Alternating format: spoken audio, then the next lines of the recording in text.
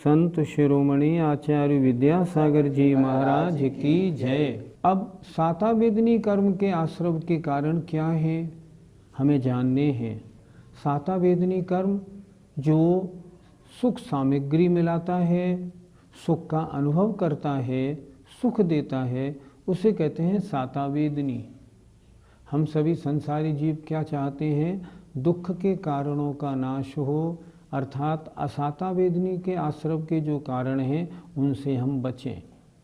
सांसारिक सुख सुविधाएं सारी मिल जाएं ताकि हम धर्म साधन वगैरह अच्छी तरह कर सकें, अर्थात सातावेदनी के आश्रव के कारण हम देखें, उन्हें करें, ताकि असातावेदनी का आश्रव न हो के सातावेदनी का आश्रव हो। आइए सातावेदनी के आश्रव के कारण देखते हैं।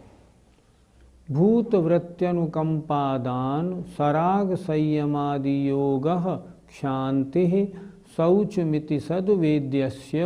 भूतवृत्त्यनुकंपादान सराग संयमादि योगः क्षान्ति शौचमिति सद्वेद्यस्य। बोलिए। भूतवृत्त्यनुकंपादान सराग संयमादि योगः क्षान्ति शौचमिति सद्वेद्यस्य। अर्थ देखें जरा इसका। कुछ लोग और कुछ टीकाकारों ने इस सूत्र का अर्थ कैसे किया है? भूत अनुकंपा, व्रति अनुकंपा और दान। अर्थ क्या होता है? जीव मात्र पर दया करना और व्रतियों पर दया करना। वृत्तियों पर दया करने का मतलब उनकी आहार आदि की व्यवस्था, उनकी वैयावृत्ति आदि।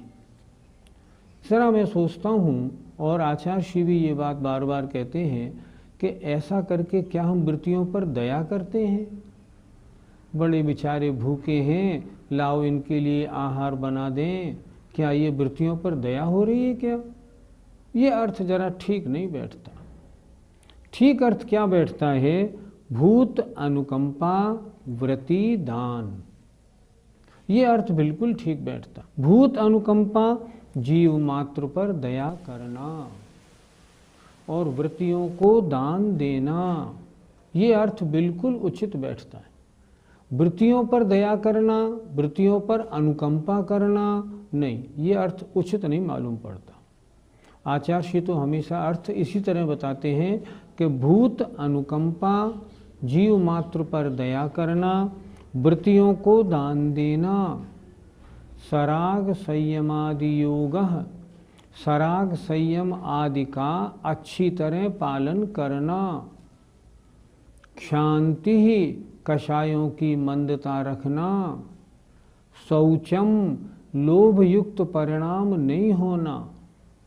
इति तथा अन्य शुभ कार्य सातावेदनी के आश्रव हैं।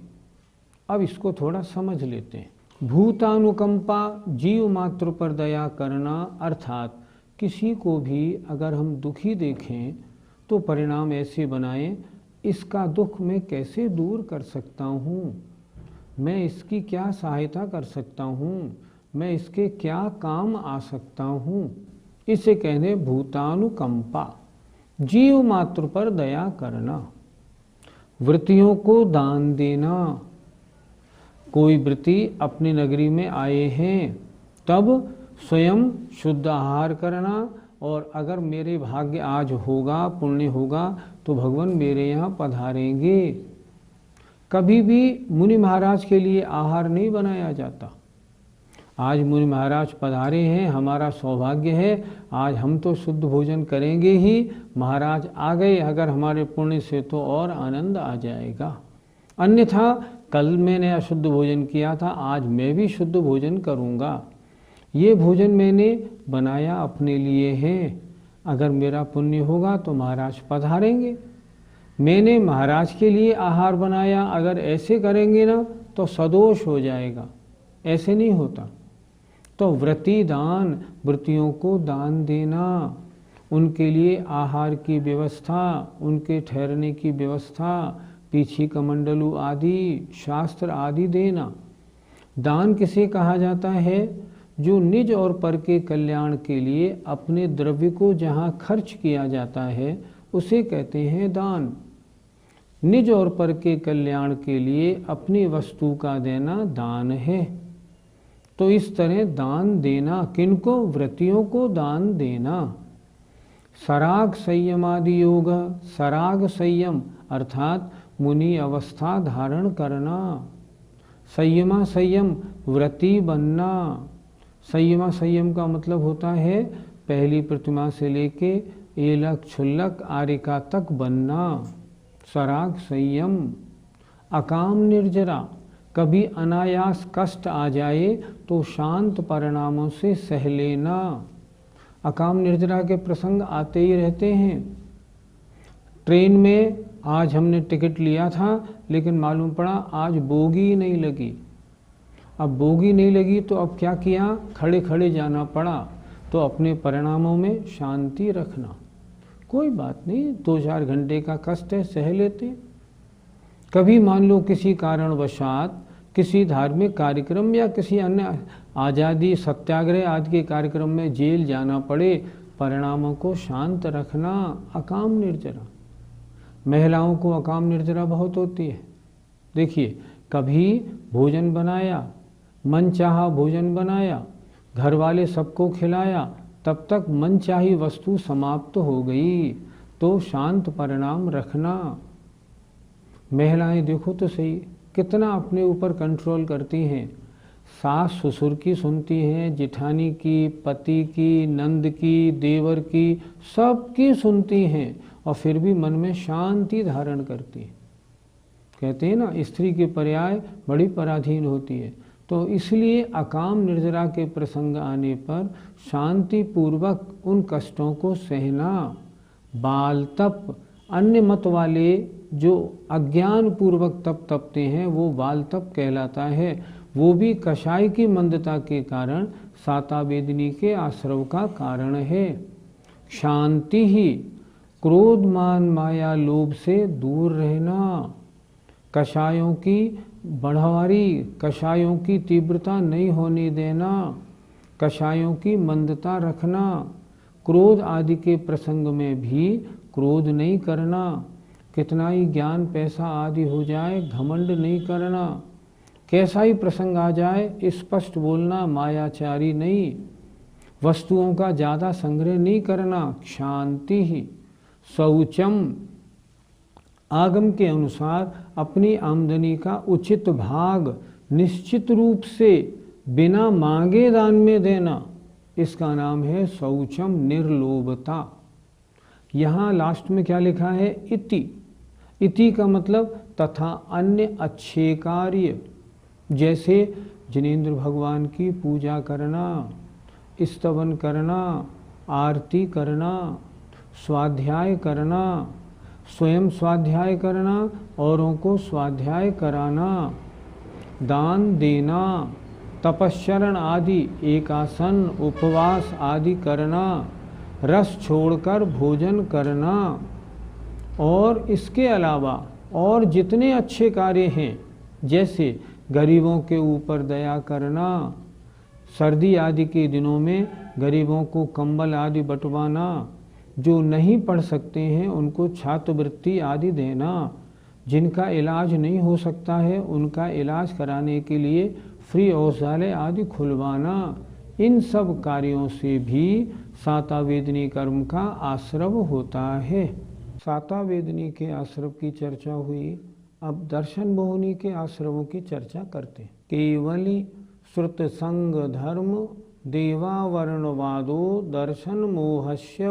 केवली श्रुत संग धर्म देवावर्णवादो दर्शन मोहस्य। फिर बोलिए, केवली श्रुत संग धर्म देवावर्णवादो दर्शन मोहस्य। दर्शन मोहिनी कर्म के आश्रव का कारण। संसार भ्रमण में सबसे ज़्यादा प्रबल दर्शन मोहिनी कर्म है। दर्शन मोहिनी कर्म का मतलब मिथ्यात्व। दर्शन मोहिनी कर्म के आश्रव के कारणों से तो हमें दूर दूर तक बचना चाहिए, ताकि दर्शन मोहिनी कर्म ना बंधे और फिर मिथ्यात्व रूप प्रवृत्ति हमारी ना हो। देखें दर्शन मोहिनी कर्म के आश्रव के क्या कारण हैं। केवली अर्थात केवली भगवान, श्रुत भगवान के द्वारा दिया गया उपदेश, उसके अनुसार गणधरों के द्वारा रचे गए शास्त्र और उनकी परंपरा से लिखी गई वर्तमान जिनवाणी। श्रुत संघ, 4 प्रकार का संघ, मुनि यारिका, श्रावक श्राविका, या ऋषि मुनि यतिगार, ऋषि मुनि यति अनगार आदि। केवली श्रुत संघ धर्म, धर्म भगवान के द्वारा दिया गया जिन धर्म, और देव, जो देव होते हैं देव, इनका अवर्णवादो। अवर्णवाद माने जो दोष उनमें ना हो उन दोषों को कहना, उनमें वो दोष लगाना, ये दर्शन मोहिनी कर्म का आश्रव का कारण है। क्या मतलब? केवली भगवान में जो दोष ना हो वो दोष लगाना, केवली का अवर्णवाद। जिनवाणी में जो दोष न हो वो लगाना, श्रुत का अवर्णवाद। संघ में जो ना हो वो संघ में दोष लगाना, संघ का अवर्णवाद। धर्म में जो दोष ना हो वो लगाना, धर्म का अवर्णवाद। और देवों में जो दोष ना हो वो लगाना, देवों का अवर्णवाद है। अगर हम इस तरह इनमें जो दोष नहीं है फिर भी दोष लगाते हैं तो दर्शन मोहिनी कर्म का आश्रव होता है, जिसके उदय में फिर घोर मिथ्यात्व से कभी भी हमारा पीछा छूटेगा नहीं। इसलिए इनमें दोष लगाने से बचें। जैसे कोई कहते हैं केवली कबलाहार करते हैं, केवली वस्त्र रखते हैं, ऐसा कहना केवलियों का अवर्णवाद है। ऐसा कहने वालों के महान दर्शन मोहिनी कर्म का आश्रव होगा, घोर मिथ्यात्व के उदय में रहेंगे। केवली का अवर्णवाद, केवली श्रुत। कोई कहते हैं कि जिनवाणी में, शास्त्रों में लिखा है मांस खाने में दोष नहीं। अभी तो ऐसे ऐसे भी लोग हो गए हैं, मैंने प्रवचन सुना था, वो कह रहे थे आलू में बहुत सूक्ष्म जीव पाए जाते हैं इसलिए आलू खाने में दोष नहीं, ऐसा वर्णन करते हैं। वो कहते हैं शास्त्रों में लिखा है कि वृत्ति भी खा सकता है, ऐसे ऐसे लोग बोलते हैं। ये श्रुत का अवर्णवाद है। श्रुत में तो तरस और स्थावर जीवों की हिंसा का पूर्ण निषेध पाया जाता है। संघ का अवर्णवाद, ये मुनि आदि हैं, देखो तो इनके ऊपर मैल जमा रहता है, ये मंजन नहीं करते, ये स्नान नहीं करते, ये नग्न रहते हैं, इनको लज्जा नहीं आती। इस प्रकार जो संघ मुनि आदि का जो उसमें दोष ना हो उनमें दोष लगाते हैं तो उनके ख्याति के प्रसंग। कितनी बड़ी बात है दिगंबर रहना, नग्न रहना काम वासना को जीतने का सर्टिफिकेट है। नग्न रहना शीत और उष्ण की बाधा को जीतने का सर्टिफिकेट है। हमारे पास कुछ नहीं, फिर भी जो उसकी निंदा करते हैं उनके महान दर्शन मोहिनी कर्म का आश्रव होता है। संघ और धर्म, जिन धर्म, जैन धर्म तो हमें कायर बनाता है।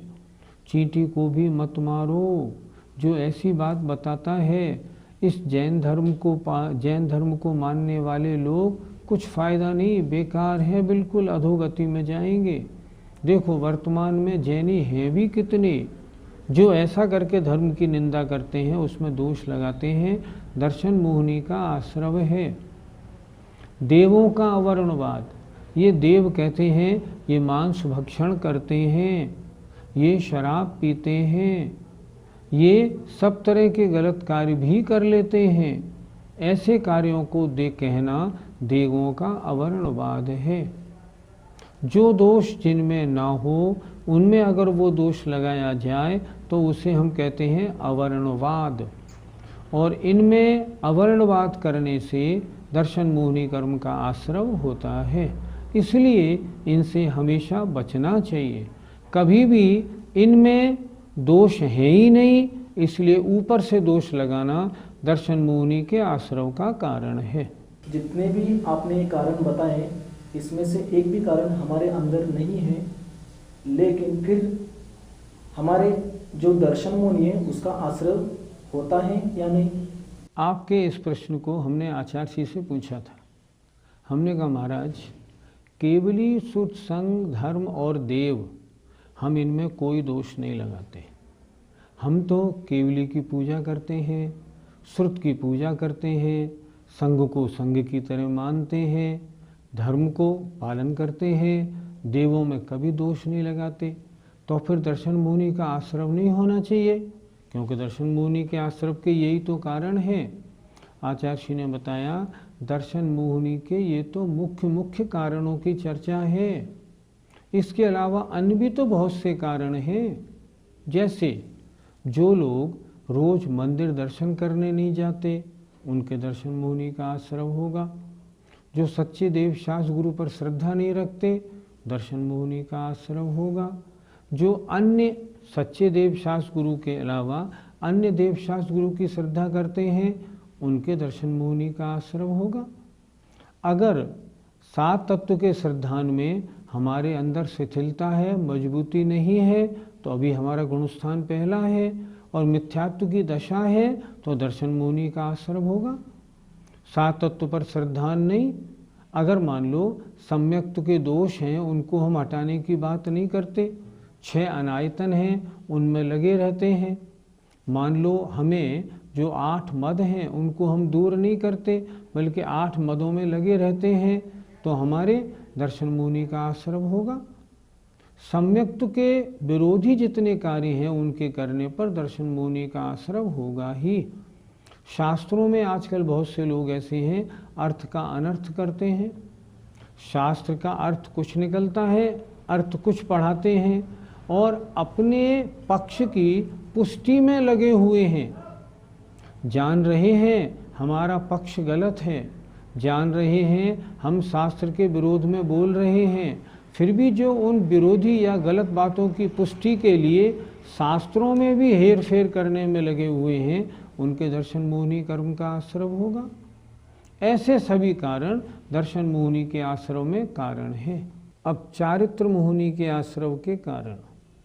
कषायोदयात् तीव्र परिणामस् चारित्र मोहस्य। कषायोदयात् तीव्र परिणामस् चारित्र मोहस्य। बोलिए। कषायोदयात् तीव्र परिणामस् चारित्र मोहस्य। कषाय उदयात, कषाय के उदय से तीव्र परिणामों का होना। कषाय का तीव्र उदय आया, तीव्र क्रोध, तीव्र मान, तीव्र माया, तीव्र लोभ आदि, या तीव्र नो कषाय, इन रूप परिणामों के होने से चारित्र मोहिनी का आश्रव होता है। कैसे?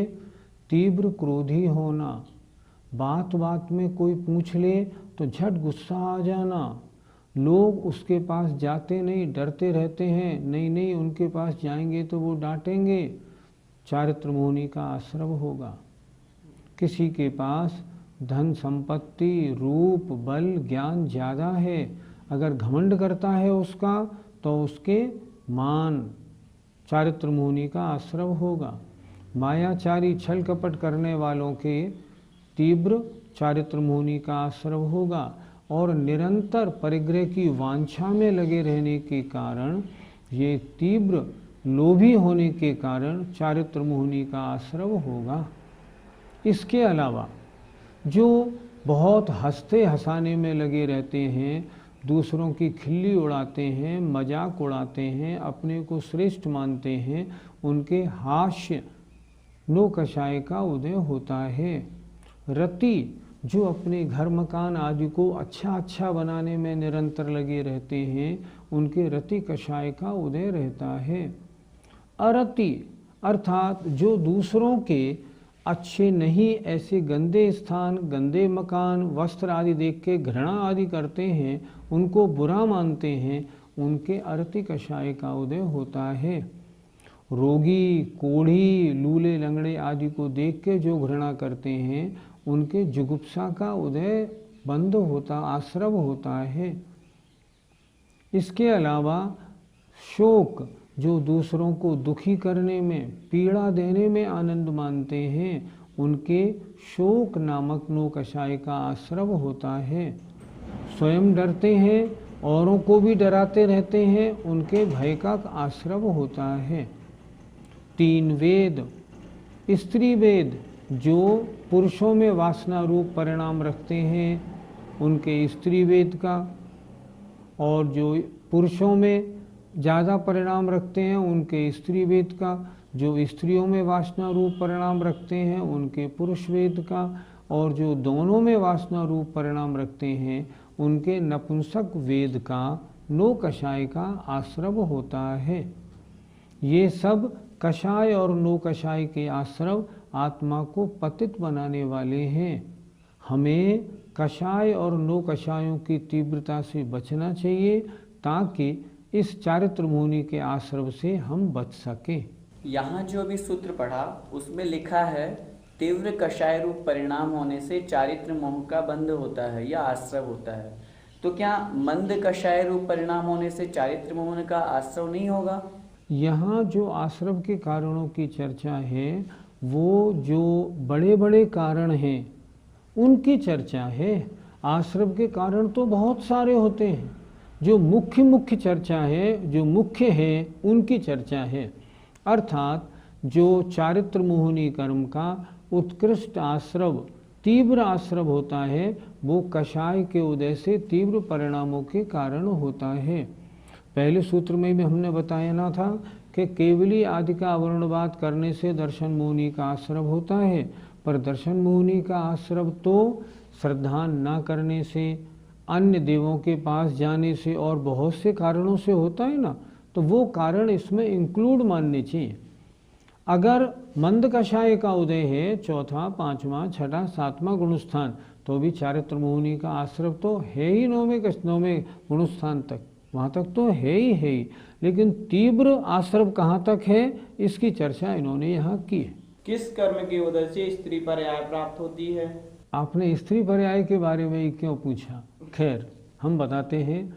स्त्री पर्याय की प्राप्ति का कारण, जो दूसरों के दोष देखने में निरंतर लगे रहते हैं, जो स्त्री पर्याय प्राप्त करने के बाद भी जो महिलाएं सजने सजाने में विश्वास रखती हैं, अपनी स्त्री पर्याय में संतुष्ट रहती हैं, जिनमें मायाचारी विशेष पाई जाती है, उनके क्या होता है?